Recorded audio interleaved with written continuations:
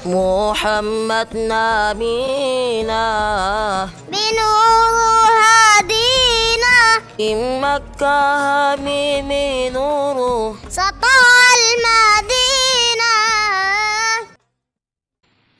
Assalamualaikum warahmatullahi wabarakatuh.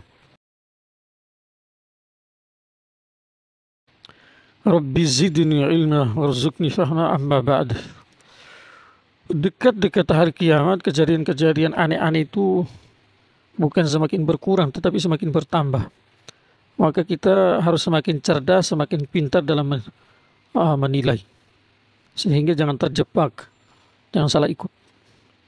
Jadi salah satu adalah fenomena anjing dikawinkan. Anjing apa?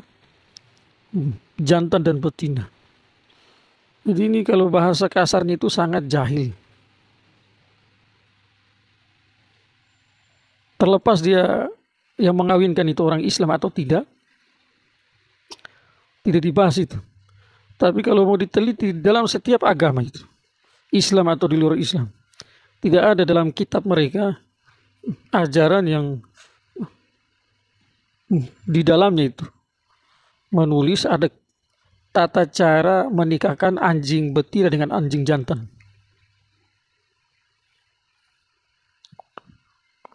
Paham tidak? Kalau kita masuk ke ajaran kita orang Islam nih, jelas-jelas itu satu pelecehan.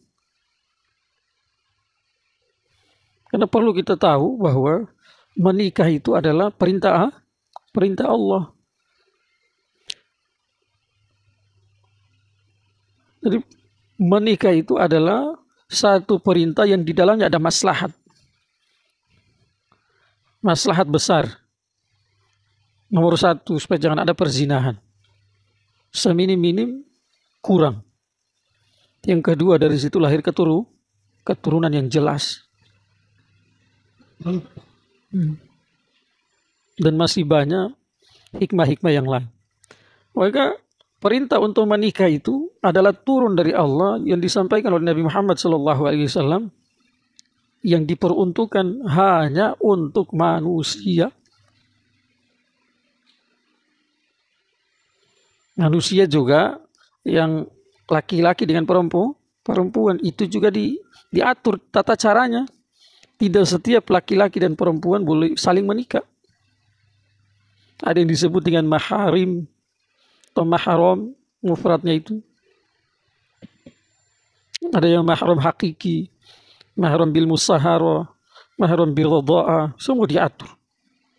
Sehingga 3 mahram dari 3 kategori ini, walaupun satu laki-laki satu perempuan, tidak boleh saling menikah.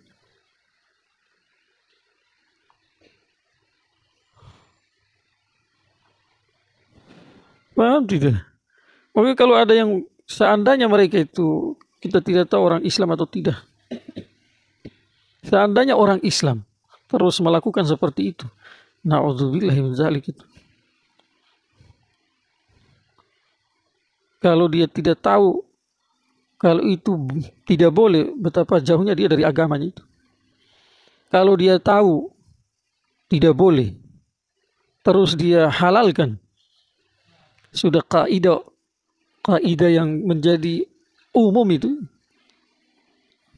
hampir setiap orang tahu bahwa yang diharamkan oleh Allah dibuat menjadi halal, imannya jadi copot. Karena keharamannya itu bukan haram ghairul qat'i, tetapi haram qat'i yang tidak ada perdebatan di dalam itu. Keharaman menikahkan anjing betina dengan anjing jantan. Namanya binatang. Binatang itu tidak kecil-kecil saja anak-anak dengan mama atau induk dengan anaknya.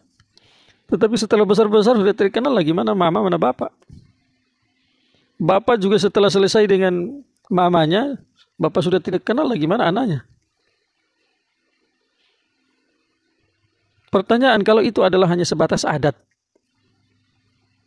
apakah adat seperti itu boleh dilestarikan? Boleh tetap dipertahankan? Kalau kita jawab dari kacamata Islam, jelas tidak. haram dipertahankan, wajib ditinggalkan. Satu agama, satu kebiasaan yang kita sebut adat. Agama adalah aturan yang datang dari Allah lewat nabinya. Kalau kita Nabi Muhammad SAW, kalau sebelumnya ya di zaman itu nabi siapa gitu. Aturan ini untuk kemaslahatan, untuk kebaikan hamba-hambanya yang berkaitan dengan duniawi maupun ukhrawi. Untuk kebahagiaan mereka, untuk kesenangan mereka, kemuliaan mereka di dunia maupun di akhirat yang selama-lama. Yang kedua adalah kebiasaan atau kita bilang adat.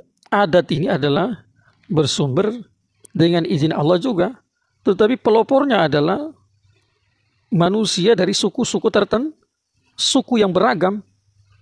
Hampir setiap suku punya kebiasaan adat yang berbeda-beda. Maka dalam ajaran Islam secara mutlak adat tidak ditolak, dan secara mutlak adat tidak diterima. Kapan adat tidak berseberangan, tidak bertentangan dengan agama, maka adat itu diterima. Sebaliknya kapan adat berseberangan dengan agama, bertolak dengan agama, berlawanan dengan agama, maka adat itu wajib ditinggalkan.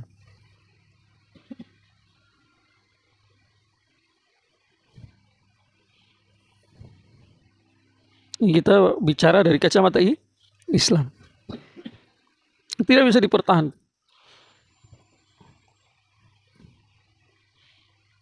Yang mempertahankan tanpa menghalalkan, dia masuk dalam kategori orang yang membuat dosa besar.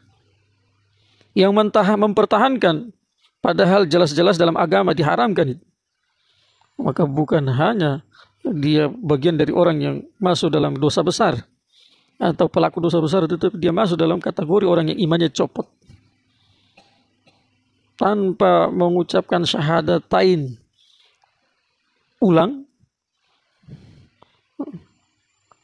dengan tobat dari hati, tobat sebenar-benarnya tobat, maka kalaupun di KTP-nya ditulis orang Islam,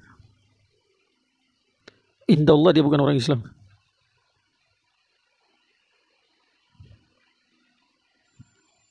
Sekali lagi saya ulangi, ini adalah perbuatan yang sangat-sangat jahil. Dalam pernikahan berapa anggaran dibuang-buang di situ.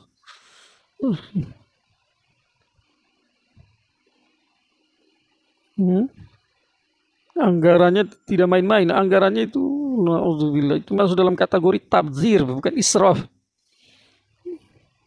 Tabdzir itu lebih tinggi kelas dosanya daripada israf. Kalau israf itu cukup baju 3, tetapi memiliki 4 baju, 5 baju, kelima-limanya dipakai. Maka yang keempat kelima itu masuk dalam kategori israf itu. Sementara tabdzir pengertiannya adalah tidak dibutuhkan, tetapi uang dihambur-hambur di sana. Ini dosanya lebih besar. Pernikahan anjing betina dengan anjing jantan, di dalamnya uang dengan jumlah besar yang dihambur-hambur di situ. Terus ini adalah masuk dalam kategori apa? Tabdzir, perbuatan syaitan, saudara-saudaranya syaitan. Wala tubadzir tabdzira, innal mubadzirina kanu ikhwana syayatin. Jangan membuat perbuatan tabdzir, apa namanya itu? Sesungguhnya orang yang melakukan perbuatan tabdzir tadi adalah saudara-saudaranya syaitan. Jelas ya? Ini perbuatan konyol, jahil, naudzubillah, dan perbuatan kalau kita bilang sudah keluar dari akal yang sehat. Akal yang sehat. Seandainya anjing-anjing itu bisa bicara, mungkin dia bilang sama tuannya, masih sehat tuan. Akalnya tuan masih sehat ini. Kok kami diperlakukan tidak semestinya atau tidaklah selayaknya kami ini sebagai seorang anjing. Kamu perlakukan kami keluar dari fitrat kami sebagai seorang anjing. Yang menurut kamu bagus, tetapi menurut kami anjing itu jelek. Cuma sayangnya anjing tidak bisa bicara. Semoga yang bersangkutan dapat taufik untuk bertobat kembali ke jalan lurus. Amin. Ya Rabbal Alamin. Subhanallah bihamdi. Subhanallah.